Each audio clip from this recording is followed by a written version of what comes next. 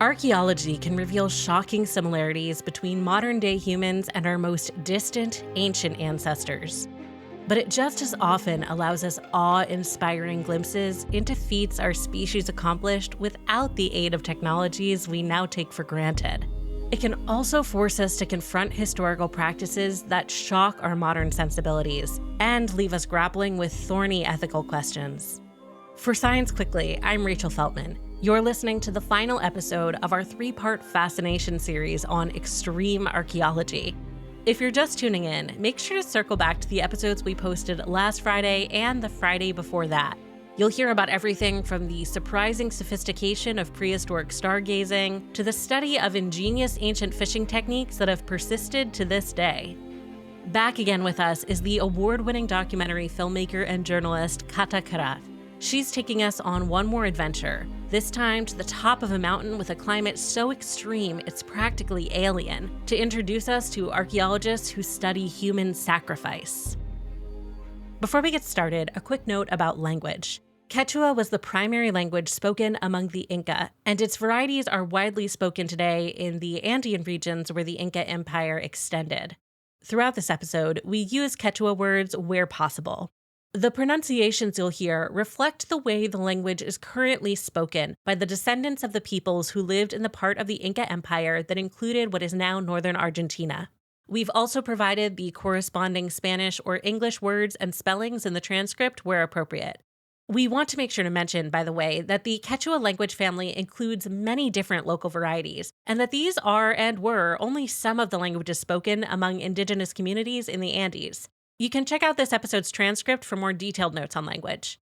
We'd like to extend our thanks to Carlos Molina Vital, a linguist and language teacher who specializes in Quechua, for his help in this area. Lastly, please be advised that this episode contains content that may disturb some listeners, including discussions of child sacrifices. You can find a more detailed content warning in this episode's show notes. In the summit, you can see all the Puna. So you have a 360 degree of vision. It's absolutely amazing that you see all the Puna. That's Diego Sperna, an anthropologist based in Argentina who specializes in high-altitude archaeology. The Puna are the cold, grassy highlands typical of the Central Andes.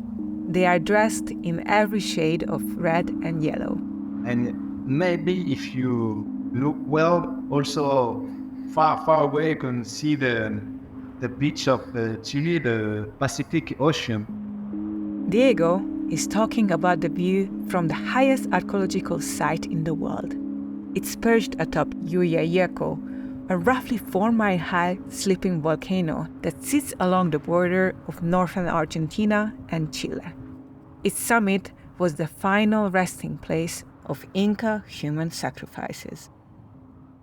By the way, while the mountain is known today as Llullaillaco, following Spanish conventions, its name at the time of the Inca was likely Llullaillaco.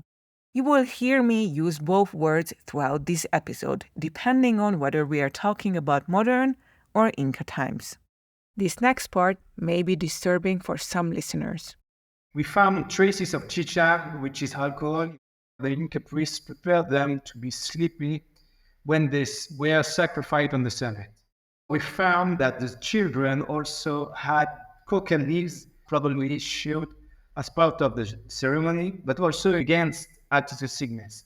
According to a prominent hypothesis among archaeologists, these were the last moments of 3 children who were sacrificed more than 500 years ago at the summit of Llullaillaco.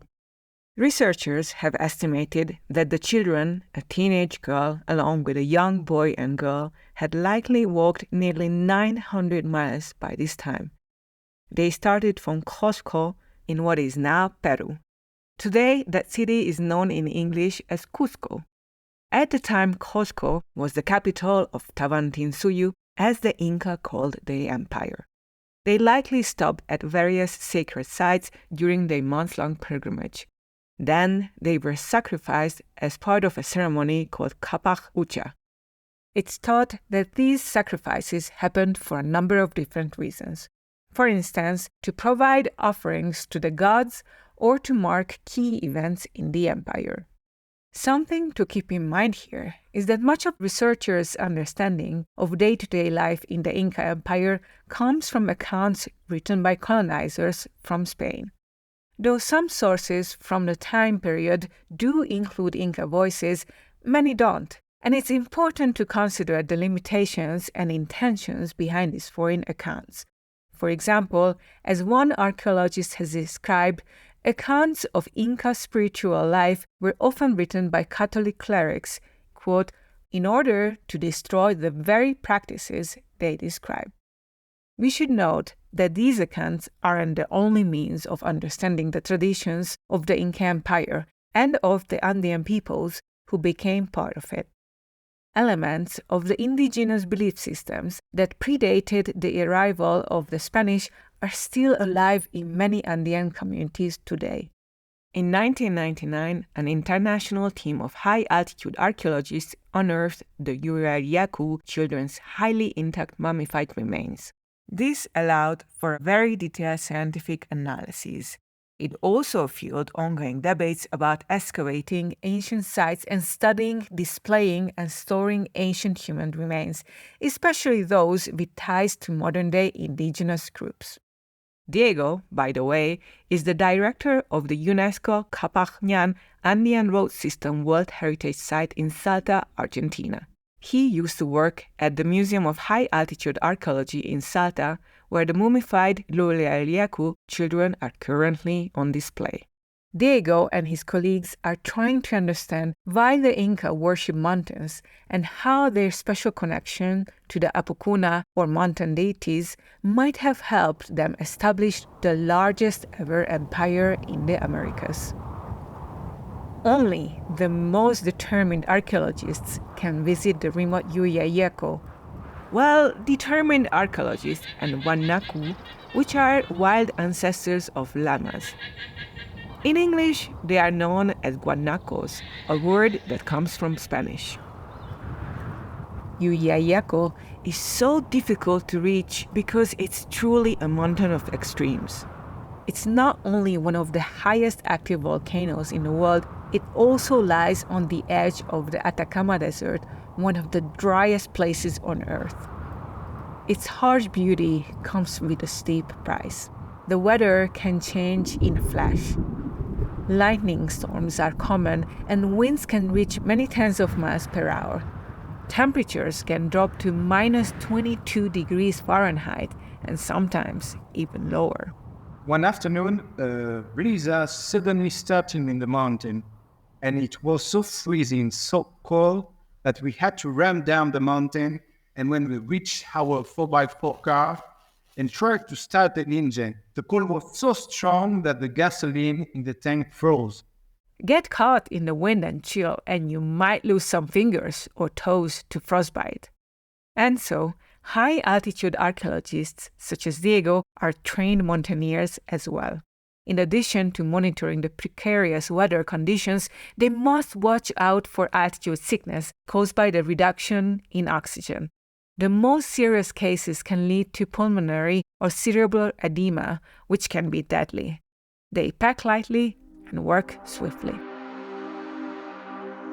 Still, this imposing peak once drew its share of visitors. Located in the southern region of the Inca Empire, it was a waka, which refers to a sacred site or object. At the foothills of Llullaillaco laid a sort of base camp for imperial messengers and procession participants, including lodgings for travelers and a cemetery. Multiple sections of the Capajñán Inca road system led to it, likely providing a clear path all the way up to the summit. But before we talk more about what it's like at the top of the mountain, let's learn about the lives of the children of Llullaillaco. Who were they? Why were their lives, like those of so many others, sacrificed?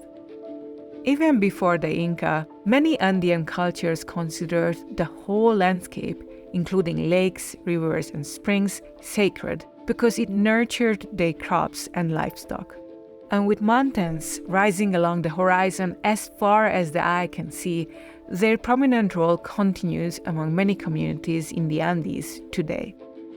The Inca believed that Apukuna had power over water and, as a result, the fertility of the land. Mountains were considered connection points that linked the earth, the underworld, and the sky. They served as homes to gods and spirits that controlled meteorological and geological phenomena. To maintain a good relationship with the mountains, Diego says, the Inca believed that offerings must be made, and they had to be valuable. The children who were chosen to be offered to the mountain were usually sons or daughters of chiefs, though they were the children of important people on Inca village, and they were from the tribe that the Inca conquered. The tribal leaders were taught to make a tribute to the Inca and sent their own children. This meant that children from all over the Inca Empire were chosen, often in an effort to seal or maintain political alliances, and sent to Cusco to be prepared to be sacrificed. I know that the boy was probably Mapuche, from this indigenous group from the south of Chile and Argentina, because they studied his DNA and it contained the genetic traces of the Mapuche people. Archaeologists believe the boy and the younger girl were around 4 or 5 years old, while the older girl was probably around 13. And when you see her, it's quite spectacular because she's like a sleeping beauty. I saw her for myself. The girl, known as the Llullaillaco maiden, was sitting cross-legged with her arms folded in a glass cylinder on the second floor of the high-altitude archaeology museum. Her small head was tilted over her right shoulder, with some of her tightly braided black hair gently falling over her closed eyes.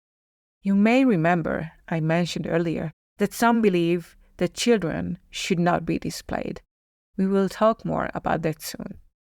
All 3 children were buried in a shrine on a ceremonial platform just a few feet below Llullaillaco's summit. The child, referred to as the Llullaillaco boy, was found tied up, his head resting over his knees in a fetal position, while the other girl's face and upper body were burned, suggesting she was struck by lightning after her death. Archaeologists generally refer to her as the girl of lightning. Just as Diego says, the children's bodies and the offerings buried with them are eerily well preserved. The color of their garments is still vibrant. The white feathers on the boy's headdress look like they were plucked from a bird yesterday. The golden and silver human and llama figurines buried with them are still whole and shiny. 500 years later, these children are frozen in time. Why didn't they decay?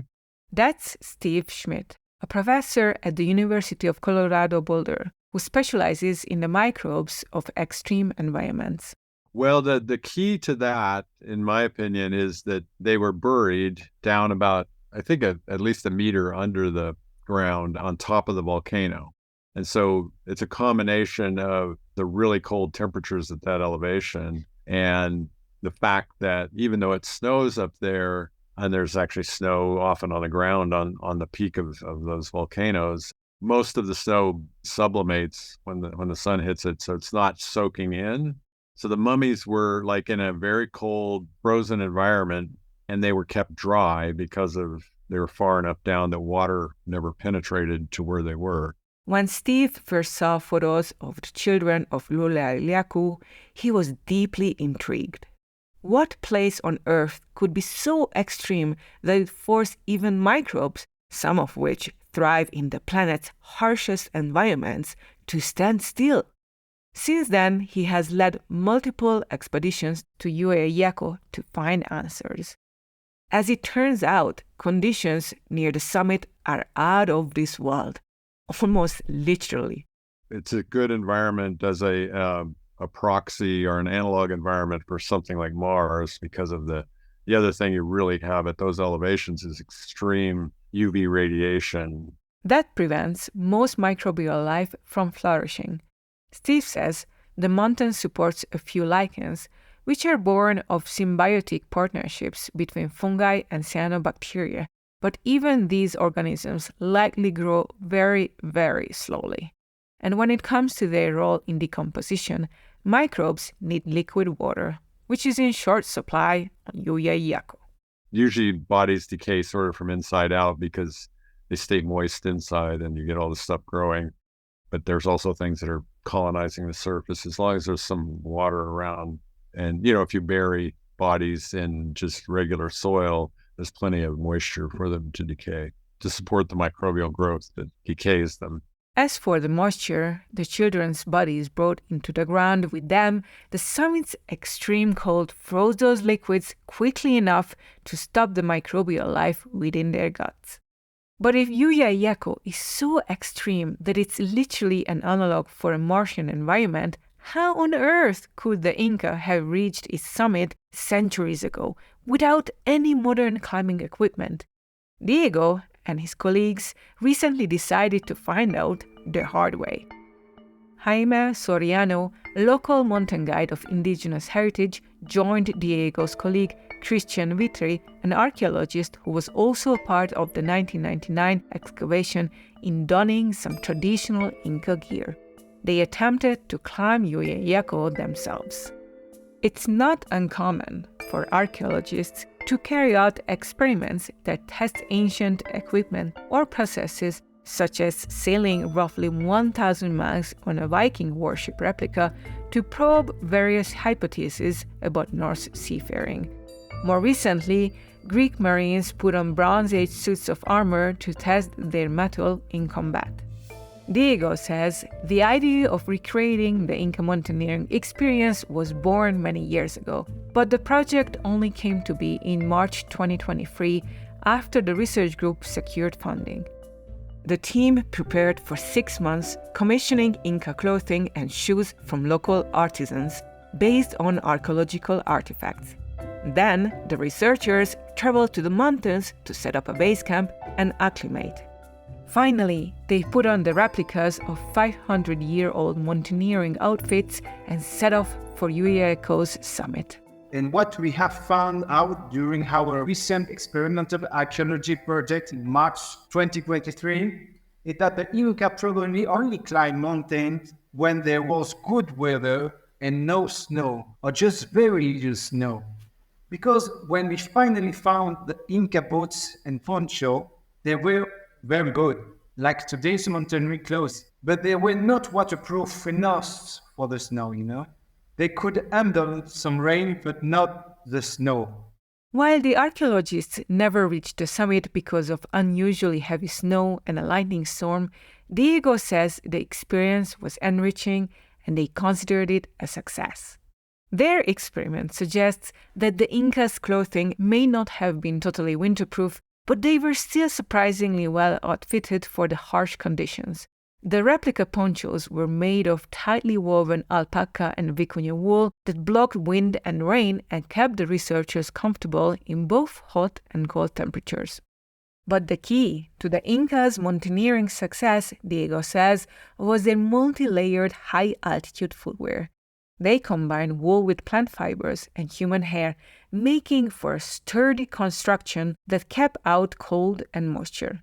Researchers also believe it's possible these type of shoes possessed symbolic meaning, in part because of the use of human hair, which was thought to contain its source's knowledge and provide wearers with protection.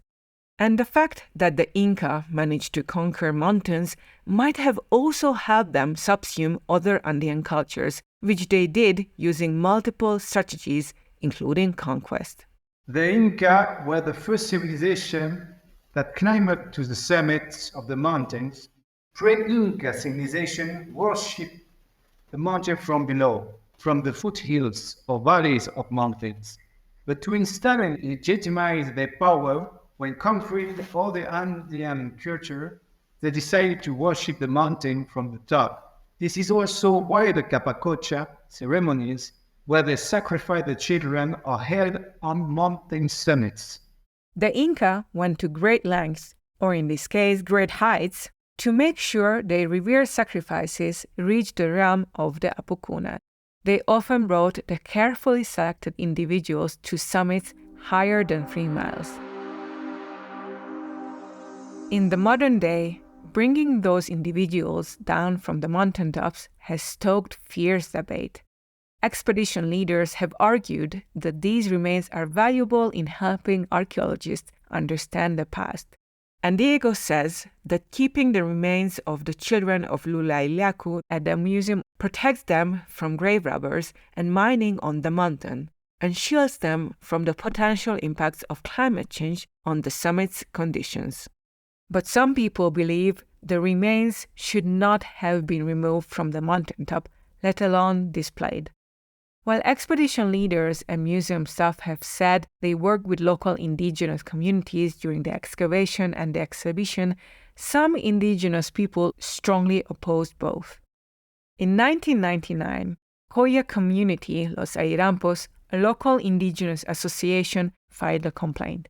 The group's members consider themselves descendants of people who lived in the part of the Inca Empire that included Llullaillaco. They argued that they had not been consulted before the expedition and that the burial site is sacred to them. A federal attorney dismissed the complaint, saying the expedition had met its legal obligations, a claim that's been disputed. The opposition didn't end there, however. In 2005, a group that included members of indigenous communities from Argentina and other countries released a statement denouncing the expedition as, quote, desecration and looting. They also said, quote, we condemn and denounce before world public opinion the attempted exhibition of these children, human beings with the right to rest in peace and to respect for their privacy. In an article in The Guardian from that year, Rogelio Guanuco, then the head of the Indigenous Association of the Argentine Republic, was quoted as saying that the project was a violation of our loved ones. Those involved, he said, should never have profaned the sanctuary, and they should not put our children on exhibition as if in a circus. The archaeology community has also raised ethical and legal concerns about the removal and display of the children's mummified remains. After the removal of the bodies and the opening of the exhibition at the Museum of High Altitude Archaeology, some archaeologists and museologists arranged meetings with indigenous communities, collaborating on recommendations that encourage respect for sacred sites and the inclusion of indigenous people in heritage management. A declaration signed in 2005 specifically recommended against the display of human remains in museums. Diego says that high-altitude archaeology is practiced very differently today. Argentine archaeologists have decided not to carry out excavations at indigenous high-altitude sanctuaries anymore, nor bring down any mummified human remains they find in these sacred spaces in the future. They are now only doing surface examinations on Andean summits, looking for material evidence to help them better understand how the Inca connected sacred landscapes. Argentina has ratified International Labour Organization Convention 169, which says that indigenous people should be consulted in matters that affect them, and has made some efforts to address indigenous rights through constitutional reform. There have been cases in which human remains were returned to indigenous groups in Argentina, and national legislation passed in recent decades has helped facilitate that process. The province of Salta, where the museum is located, isn't required to adhere to these federal laws, and Christian Vitry, the archaeologist who was part of the 1999 expedition, says that the specialized technology and personnel needed to preserve these remains in the communities calling for their return isn't currently available.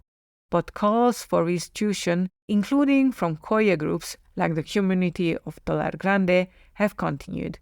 And in 2022, the country's National Institute of Indigenous Affairs officially declared Llullaillaco an indigenous sacred site. Maria Patricia Ordóñez Álvarez is a forensic anthropologist and archaeologist at the University San Francisco of Quito in Ecuador. She has been researching the collection and display of human remains from the Andes and the role of colonialism in those practices. Maria Patricia says it's tricky to figure out which stakeholders have the right to make decisions about mummified remains in the Andes today, especially because groups of people in the region have moved around a lot in the time since these children were buried. Some archaeologists argue that it's challenging to link the children to one specific indigenous group because of the nature of the Kapak Ucha ceremony. They could have come from any geographic region that made up the vast Inca Empire, from parts of present-day Colombia to what is now Chile. So when you discuss human remains, you're not discussing stuff in the present, you're discussing versions of that town in the past. You need to consider the actors in that particular community, that particular chronology, and how those remains came to be where they are. The people that get to be involved in decision-making need to be from different places, not just from the closest geographical position, but rather people that could have a connection to those remains that are not necessarily close by, people that could feel represented by them. Maria Patricia says it's also crucial to remember that different peoples have and had very different relationships to the dead, and that there isn't only one way to think about these issues. The concept itself of thinking about human remains being exhibited in terms of ethics is a complicated thing. We have a lot of other things to consider before just thinking of Western ethics in regards to the body. Another important question to keep in mind when it comes to exhibiting remains, Maria Patricia says, is who benefits. Is it the indigenous communities whose heritage is being displayed, or is it someone else? Who's benefiting from them being exhibited, from the entrance fee, from all that? Maria Patricia believes the ideal approach is to consider each decision about human remains as its own unique case, a decision to be made in conversation with stakeholders and with an eye to the specific context involved rather than according to a one-size-fits-all rule.